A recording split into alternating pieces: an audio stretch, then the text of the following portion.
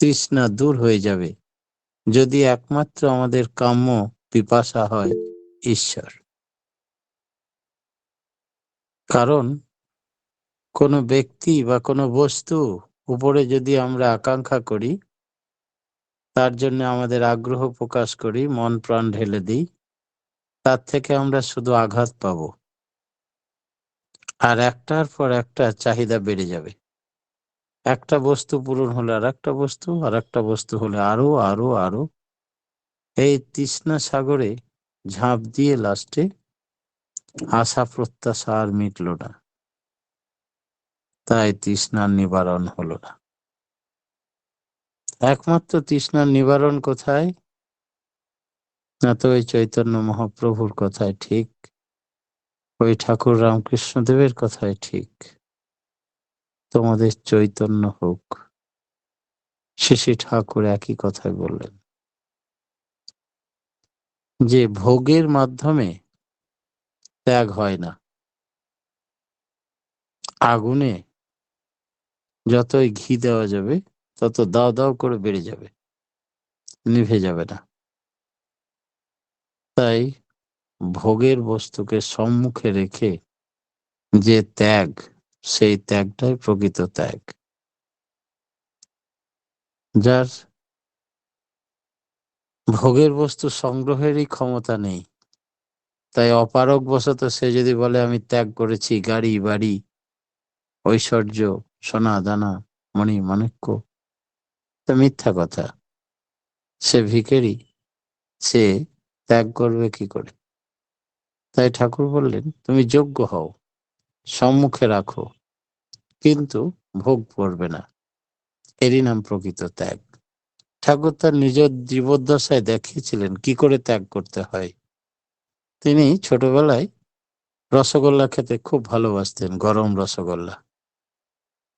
দোকানে ধার হলো, অপমানিত হলেন, সমস্ত টাকা মিটিয়ে দিলেন, কিন্তু আবার সেই দোকান যেন টানে, লোভ লালসা।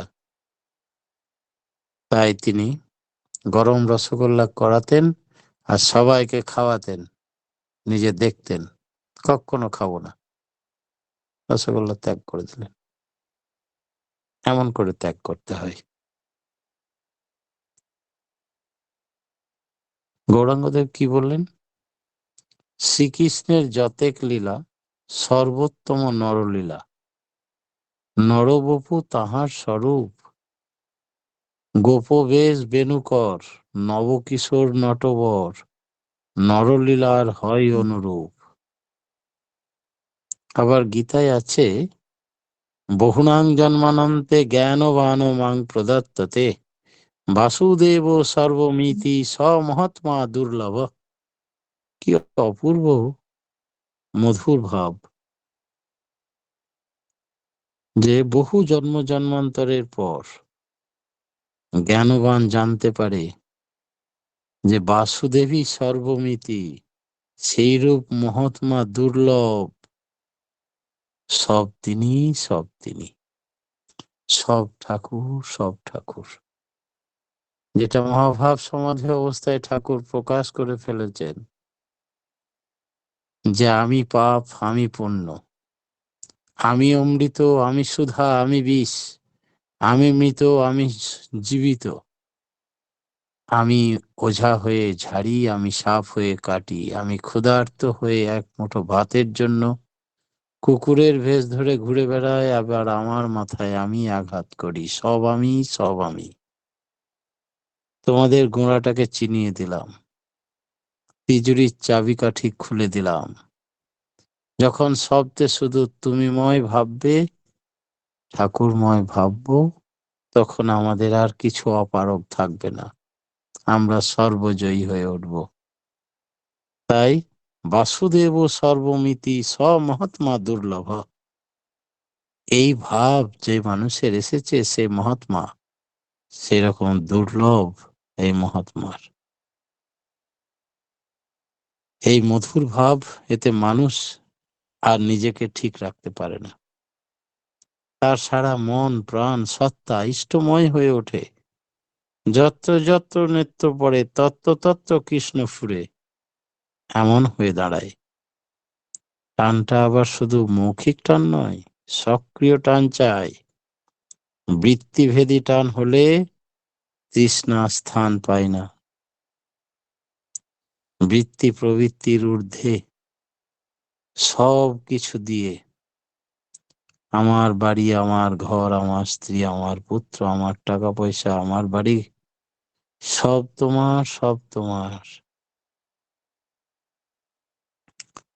এই ভাব। তাঁরই বিরহে, তাঁরই মিলনে, তাঁরই আদরে, তাঁরই অনাদরে, তাঁরই সেবায় গোটা জীবনটা যেন কেটে যায়। অন্য তৃষ্ণার আর অবকাশ কোথায়? অহরহ বুক ভরে যায় তাকে নিয়ে। এর কোনো তুলনা নেই। ত্রিলোকে আধিপত্য করতে পারবে তুচ্ছ জ্ঞান, যদি এইটুকু জ্ঞান মানুষের জন্মায়। শ্রেষ্ঠ জীব মানুষ, অনেক বিজ্ঞান পড়েছে, অনেক উচ্চ শিক্ষা লাভ করেছে, কিন্তু এই বডিটা কার তৈরি? আমার নিজের শরীর আমি তৈরি করতে পারিনি। কোনো মা বাবার মাধ্যমে এলেও মা বাবা এটার কারিগর নয়। তার কারণ কারিগর জানে তার আগাগোড়ার কারণ, সেটা বলতে পারবে না। যে কোনো একটা যন্ত্র খারাপ হয়ে গেলে সে মা বাবা নিজের যন্ত্রও ভালো করতে পারে না, তার সন্তান সন্ততিরও না।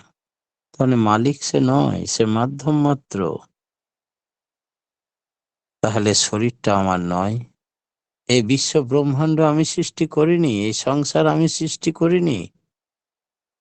সবটাই যদি তার হয় তো দুশ্চিন্তাটা আমার হতে যাবে কোন দুঃখে? এই দুশ্চিন্তাটাও আমার নয়। দুশ্চিন্তা, সুচিন্তা, যা চিন্তা আছে সব চিন্তা তোমার। তোমার জগৎ, তোমার সৃষ্টি, তুমি স্রষ্টা। যা কিছু আমাদের দিয়েছ তুমি, ভোগ দখল করে আছি, তোমার প্রয়োজনে সবটা যেন উজাড় করে দিতে পারি। আমাদের চেতনা যেন সব সময় তুমিময় হয়ে থাকে। আর আমি ভুল করেও যেন না বলি, কারণ এগুলো, আমার বডিটাও আমার সৃষ্টি নয়, তোমার পৃথিবীতে আমার আর কোনো কাজও নেই। শুধু you are for the lord, not for others. ঈশ্বর প্রাপ্তি আমাদের জীবনের একমাত্র উদ্দেশ্য। ঈশ্বরের সন্তুষ্টি, ঈশ্বরের নামধান, ঈশ্বরের চিন্তা ভাবনা, ঈশ্বরের কর্ম, এছাড়া আমাদের আর কিছু থাকতে পারে না। তাহলেই আমাদের ঈশ্বর প্রাপ্তি নিশ্চিত। সব তুমি, সব তুমি। একজন বললেন, তিনি আর আমি যখন, তখন দুনিয়ার পারিপার্শ্বিকের সঙ্গে জড়িয়ে পড়বো কেন? শ্রী শ্রী ঠাকুর বললেন, পারিপার্শ্বিকের মধ্যেও তিনি, আমার মধ্যেও তিনি। পারিপার্শ্বিককে বাদ দিয়ে আমার আমিত্বই জাগে না, তাই অস্তিত্বই টেকে না। কর্মদক্ষতা, জ্ঞান, নানাবিধ শক্তির বিকাশও ঘটে না।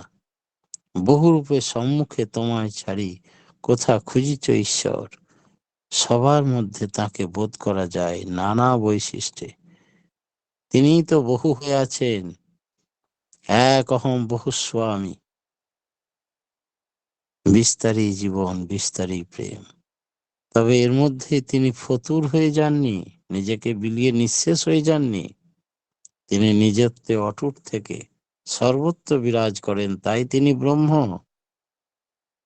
তিনি যেমন মদাত্মা, তেমনি সর্বভূত আত্মা। তিনি সর্বাতীত, তাকে পরিমাপ করা যায় না। সেটা উপলব্ধির মধ্যে আসে যোগ পুরুষোত্তমকে গ্রহণ এবং অনুসরণের মাধ্যমে, না হলে সব কথার কথা হয়ে যায়। গীতায় ভগবান বলছেন, জন্মাত খরমতি তো মোহ মুখ্য রাদপি চোত্তম অতস্মি লোকে বেদে চ প্রথিত পুরুষোত্তম। তাতে যুক্ত না হয়ে শুধু পারিপার্শ্বিক নিয়ে থাকতে গেলে আমার ব্যক্তিত্ব ছিন্ন বিচ্ছিন্ন টুকরো টুকরো হয়ে যাবে। ভিতরের নানা প্রবৃত্তি, বাইরের নানা আকর্ষণ ও সংঘাতের মধ্যে পড়ে যাব। আমি দিশাহারা হয়ে পড়ব। আমি আছি, আমার ব্যথা আছে, তাই মানুষের কষ্টটাও বোধ করতে পারি নিজে দাঁড়িয়ে দাঁড়িয়ে। শুধু বুঝলাম, সাধ্যমতো প্রতিকারের চেষ্টা করলাম না। সেবা সহানুভূতির গান গেয়ে বেড়ালাম, তাতে কিন্তু লাভ হবে না। তাতে আমরা কপট হয়ে পড়ব। নিরাকরণের জন্য ছুটে যাও, মানুষকে বোঝাও ঈশ্বর এসেছেন। ঈশ্বরকে গ্রহণ করা আমাদের কেন কর্তব্য। আমার ব্যক্তিত্ব অসঙ্গতি বহুল হয়ে পড়বে যদি আমি ঈশ্বর থেকে বিমুখ হয়ে যাই। সেবা করলাম, ইষ্ট প্রতিষ্ঠা করলাম না, তাতে সে সেবা হলো না, আত্মশক্তির জাগরণ হলো না, প্রকৃত মঙ্গল হলো না। আবার আমার মধ্যে হয়তো আত্মপ্রতিষ্ঠার বুদ্ধি মাথা তোলা দিতে পারে, সেধারে নজর রাখতে হবে, অহংকার বশত যেন আমি তাকে প্রতিষ্ঠার জন্য পাগল না হই। সবটাই অনর্থ হয়ে দাঁড়াবে। ভগবানের জন্য যা নয় সেটা আমার জন্য হতে পারে না, সেখানেই ব্যর্থ হয় মানুষ।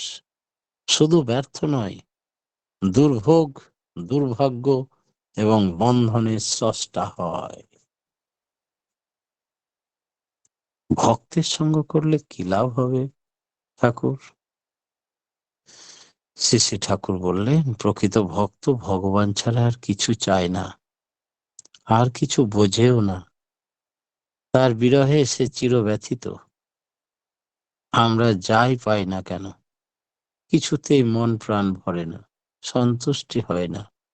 শুধু ভগবান, তাকে পেলে, তার কথা শুনলে, তার কর্ম করলে, তার পথে এগিয়ে চললে, কাউকে তার পথে এগিয়ে চলতে দেখলে মন প্রাণ ভরে যায়। তিনি ছাড়া অন্য কিছুতে আর বুক ভরে না। ভরবার নয়, তাই ভরে না। মানুষের অন্তর এন্তার ফাঁকা, তা কিছুতেই ভরে না। সেই চেষ্টা যে কত কি দিয়ে ভরবার, কিন্তু কিছুতেই শান্তি পাবে না তুমি, তৃপ্তি পাবে না, অস্থিরতা যাবে না। ভক্ত কিন্তু তার ইষ্টের মধ্যে সবকিছু পায়। তিনি যে সাক্ষাৎকার, এই সার বুঝ যার বোধে এসেছে, সে আর কায় মন বাক্যে হয়রানি থেকে নিষ্কৃতি পেয়েছে। শুধু ঈশ্বরকে চায়, শুধু তাকে চায়। তার কথা, তার বাক্য, তার কর্ম, তার ইচ্ছা পূরণের জন্য যারা ছুটে চলেছে তারাই তার বন্ধু বান্ধব, বাকি সব মেকি। যারা তার কাজে অগ্রগতিতে বাধা সৃষ্টি করে তারা শত্রু, তাদের থেকে সাবধান হও।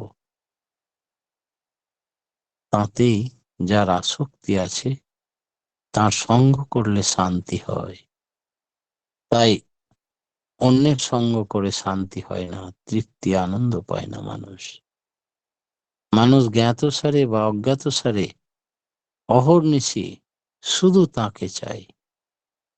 সৎসঙ্গ বলে তার মানে সত্তার সঙ্গ। সত্তা সচ্চিদানন্দময়, সচ্চিদানন্দ বিগ্রহ যিনি, তাকে মানুষ খোঁজে, নিজের সত্তাটাকে অটুট ও বর্ধনশীল করে তুলতে চায়। যখন মানুষ দেখে যে তার চির আপন বলতে আর কেউ নেই, তিনি আমাদের এই ধরাতে একমাত্র আপনজন, তিনিই একমাত্র শান্তি প্রদানকারী, সে একক ও নিঃসঙ্গ বোধ করে মুহূর্ত তার অ্যাবসেন্টে। তখন তার ক্ষুদ্র সত্তা আলিঙ্গন করতে চায় মহৎ সত্তাকে, পরমানন্দকে, অনাদির আদি গোবিন্দকে। আমরা ভগবানের নাম বলি মদন মোহন। মদনের যত মত্ততা, দৌরাত্ম্য আছে, সবই তার কাছে গেলে মোহিত হয়ে যায়। মদন তখন তার চরিতার্থতা খুঁজে পায়। মদনকে ভস্ম করে লাভ কি? তাকে বরং মদন মোহনের সেবক করে সার্থক করাই তো ভালো। তিনি আমার মদন মোহন, তিনি আমার নটবর। তিনি আমার নবকিশোর। যারা চায় তাদের তিনি মদন মোহন নটবর নবকিশোর রূপে দেখা দেন, আর যারা চায় না তাদেরও তিনি মদন মোহন, তাদেরও তিনি নটবর, তাদেরও তিনি নবকিশোর। তিনি কাউকেই বঞ্চিত করেন না, দুই দুই ব্যবহার করেন না। তিনি সকলের জন্য একই রূপে, তিনি দুবাহু বাড়িয়েই থাকেন, সবাইকে আলিঙ্গন করেন বুকে তুলে নেওয়ার জন্য। মানুষ চায় না বলে, বুঝতে পারে না, অজ্ঞানতার অন্ধকারে পড়ে থাকে, তাই তাকে চোখে জল ঝরে।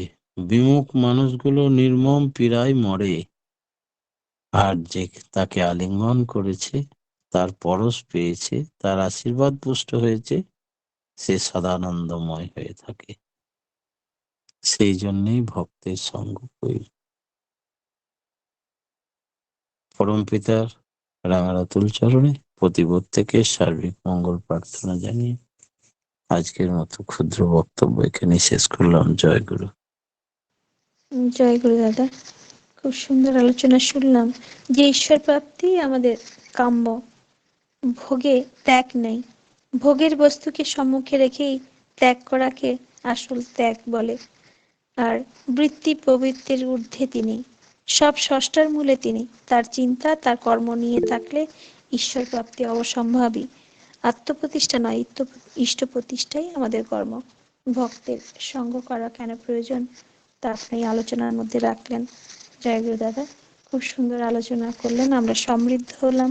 পরমপিতা রাঙার আতুল চরণে আপনার সার্বিক মঙ্গল প্রার্থনা করি। আপনি সপরিবার সপরিবেশ নিরোগ দীর্ঘায়ু এবং সুস্থ থাকুন, পরিবার পারিপার্শ্বিক সবাইকে নিয়ে আনন্দে ভরপুর হয়ে থাকুন, এই কাতর প্রার্থনা করি দয়ালে রাঙার আতুল চরণে। এভাবে আলোচনা করে আমাদের চেতনার যে চৈতন্য হওয়ার জন্য যে আপনার প্রয়াস, তা যেন আপনি করে যেতে পারেন, এটাই ঠাকুরের কাছে প্রার্থনা করি। জয় গুরু দাদা।